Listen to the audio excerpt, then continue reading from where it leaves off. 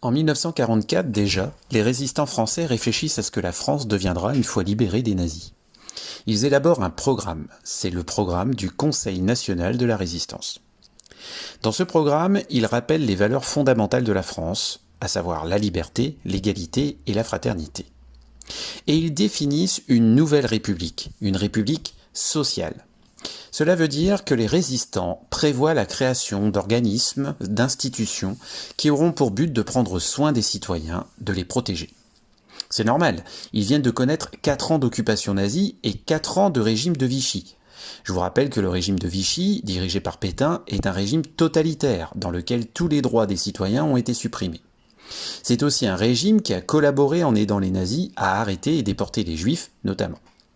Ce fut donc tout le contraire d'un État qui prenait soin de ses habitants.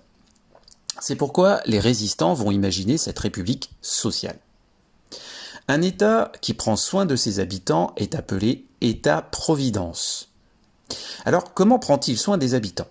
Eh bien, en 1944, quand Paris est libéré, les résistants prennent la direction de la France dans le cadre du gouvernement provisoire de la République française.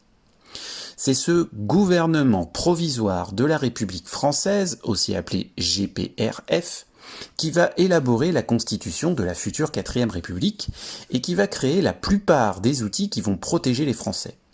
La sécurité sociale, l'assurance chômage, qui vous assure que si vous perdez votre emploi, vous ayez toujours de l'argent qui vous soit versé chaque mois pour continuer à vivre. Vous avez aussi la création de l'aide au logement, qui va vous aider donc à trouver un logement et à le financer. La création des allocations familiales, qui vous aident de manière financière à élever votre famille. La création de l'assurance maladie, qui vous aide quand vous tombez malade, etc.